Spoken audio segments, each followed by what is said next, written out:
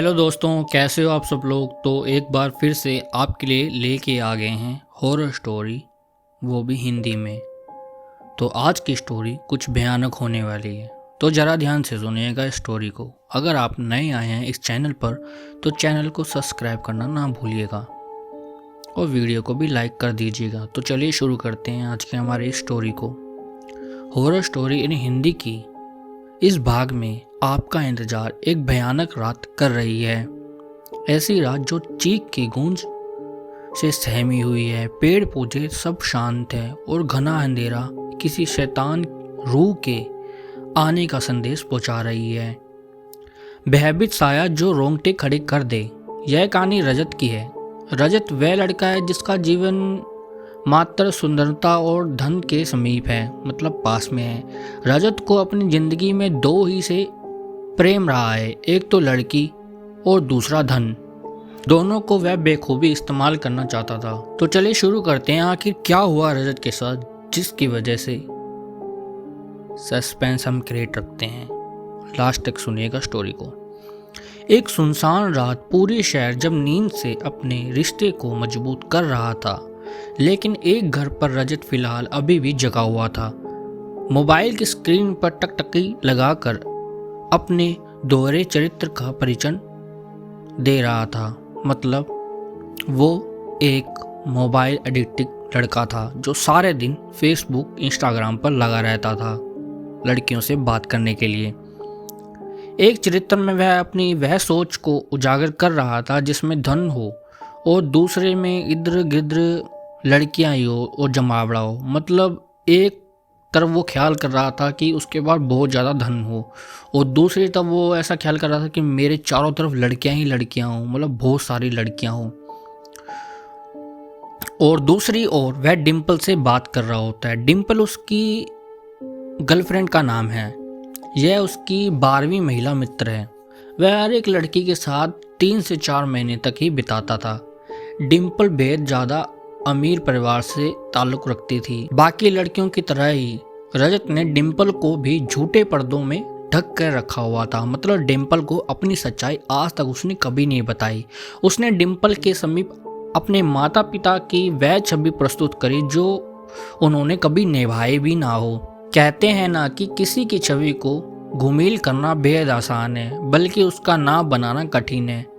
उस अंधेरी रात में कुछ अनसुनी घटना का भी संबंध जुड़ा हुआ था, जिसकी शुरुआत रजत से ही होती है। रात के 12:45 की आखिरी छुक। अमूमन रात एकदम शांत होती है। सभी जीव जंतु रात्रि को नींद में झोंक लेते हैं। रात के इस शांति में सिर्फ घड़ी की टिक-टक ही सुनाई देती है, जो उस रात 12:45 का समय दिखा रही थी। रजत अभी भी फिलहाल फोन पर व्यस्त था। खिड़की के बाहर चांद की रोशनी आज कुछ धीमी थी। ठंडी भरी शीतल हवा खिड़की से दरवाजे में बनी पतली जगह से होकर गुजरते हुए रजत को ऐसा महसूस कराती थी कि कोई उसे छू रहा है, अपने कोमल हाथ से उसे अपनी ओर बुला रहा है। तभी अचानक रजत के कानों में एक प्रेम से लवरेज आवाज आती है, रजत, तुम सिर्फ मेरे हो, मैं तुम्हें खुद से दूर नहीं जाने दूंगी। रजत का यह सुनकर काफी घबरा जाता है। उसने डर के मारे अपना फोन बेड पर रखा और खिड़की की तरफ भाग कर गया, लेकिन खिड़की से कोई नहीं दिखा। वह जैसे ही खिड़की से फिर से बंद कर वापस बेड की तरफ मुड़ा, चांद की रोशनी में एक परछाई से उसका सामना हुआ। उस परछाई का एक हाथ उसके गर्दन को दबोच रहा था और उसे फर्श पर कुछ इंच पर लगाकर नीचे फिर से फर्श पर जोर से पटक रहा था और धूल चटा रहा था। वह उसी वक्त बेहोश हो जाता है और होश में आने के लिए सुबह के प्रकाश तक समय लगता है। रजत की अपने माता पिता से बिल्कुल भी नहीं बनती थी। वो हर समय किसी न किसी विषय पर अपने माता पिता से लड़ाई करता रहता था। उसके जीवन में रिश्ते का कोई भी मूल्य नहीं था, कोई अहमियत नहीं थी, कोई वैल्यू नहीं थी। वह अपने माता पिता को एक एटीएम मशीन समझता था जिससे वह खाली धन ही ले सकता था और उसे अपने माता पिता से कोई भी मतलब नहीं था। अगली सुबह भी यही हुआ। उसने होश में आने के बाद अपने साथ हुई पिछली रात की घटना को याद करने लगा, जिसके उसके माथे पर चिंता की रेखा साफ दिखाई दे रही थी। उसके बावजूद वह पसीने से पूरा भीगा हुआ था। रजत उसी अवस्था में घबराए अपने पापा के पास पहुंचता है। वह इतना घबराया हुआ होता है कि उसके मुख से एक भी शब्द नहीं निकल रहा। वह अपने पिता से वह बात बताना चाहता था, लेकिन कुछ कह नहीं पाता। उसके पापा उसे गुस्से में देखते हैं और कहते हैं कि कुछ बोलेगा या हमेशा की तरह मुझे ही सुनाने आया है। रजत के चेहरे के भाव अब डर की जगह गुस्से में बदल गए और उसी स्थिति में अपने पापा को ही सुना दिया और गुस्से में वह घर से निकल गया और अपने कॉलेज पहुंच जाता है, जहां उसका इंतजार उसका दोस्त और डिम्पल कर रही थी। उन दोनों को उसने अपने साथ हुई घटना को बताया। उसके दोस्त ने कहा उसे, तेरा वहम होगा भाई, कोई लड़की तेरे को कैसे उठा सकती है, वह भी सिर्फ एक हाथ से। यह बात कहते ही रजत का दोस्त और डिम्पल जोर जोर से हंसने लगते हैं और उठा के मारने लगते हैं। यहाँ मेरे जीवन की लगी हुई है और तुम दोनों इतने बेशर्म होकर हंस रहे हो।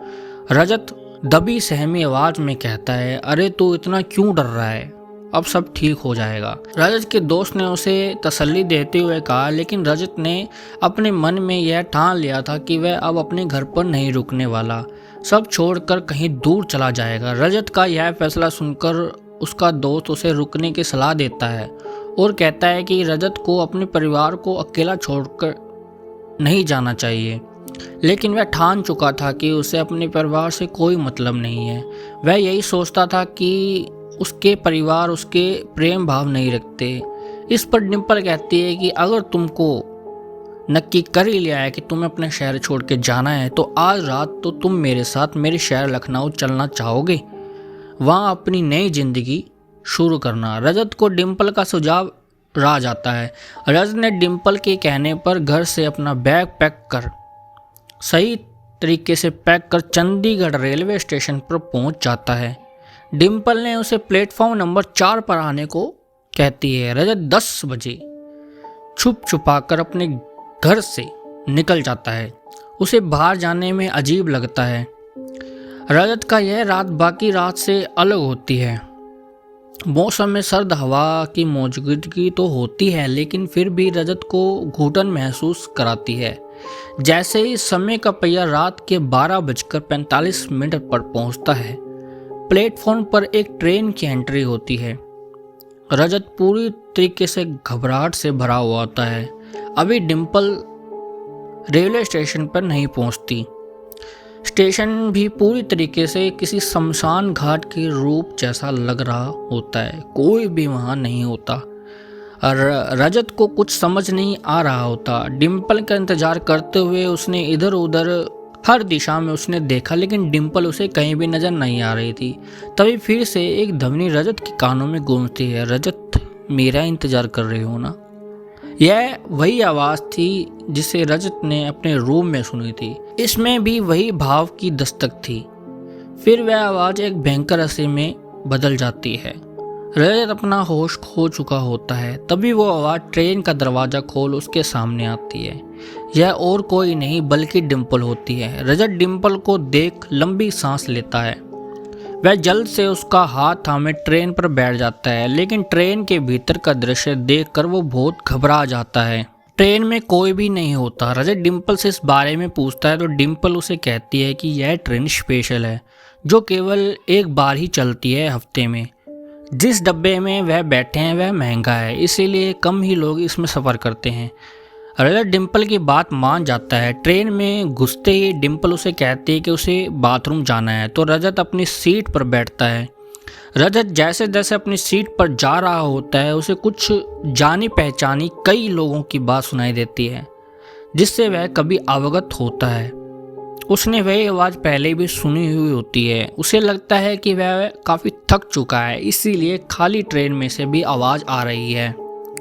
वह अपनी सीट पर बैठने के लिए पहुंचता है तो वहाँ एक लड़की घूंघट ओढ़े जोर से आंसू बहा रही होती है। रजत उस लड़की से पूछता है कि क्यों रो रहे हो, तो जवाब मिलता है कि उस लड़की का किसी ने रेप किया है और उसका आरोपी बाथरूम में गया है। रजत उस लड़की को चेहरा दिखाने के लिए कहता है ताकि वह मरम्मत पट्टी लगा सके। जैसे ही लड़की घूंघट ऊपर करती है, उसका चेहरा देख रजत चकित रह जाता है, मतलब चौंक जाता है। वह अपना बैग वहीं का वहीं छोड़कर बाथरूम की तरफ भागता है और जोर जोर से डिम्पल डिम्पल पुकारता है। डिम्पल तो नहीं होती, लेकिन उसका बाथरूम में इंतजार वही लड़की कर रही होती है। वह अपना होश पूरी तरह से खो चुका होता है। उस लड़की ने जान बचाने के लिए वह ट्रेन से कूद जाता है। इसी में उसकी जान चली जाती है। आखिर में उसका फ़ोन, जो डर के मारे वही ट्रेन की सीट पर भूल जाता है, उस पर एक मैसेज आया होता है जिस पर लिखा होता है, सॉरी जान, मैं तुम्हें बताना भूल गई थी। मेरा अपने शहर जाने का प्रोग्राम अब कैंसिल हो गया है। दोस्तों के साथ डिस्को में गई थी। होप तुम समझ पाओगे, लव यू। यह मैसेज डिम्पल का होता है। तो आखिर कौन थी वो लड़की जिसने रजत की जान ले ली? तो आज के लिए इतना ही। बने रहिए हमारे साथ, मिलते हैं नेक्स्ट वीडियो के अंदर। Thank you so much.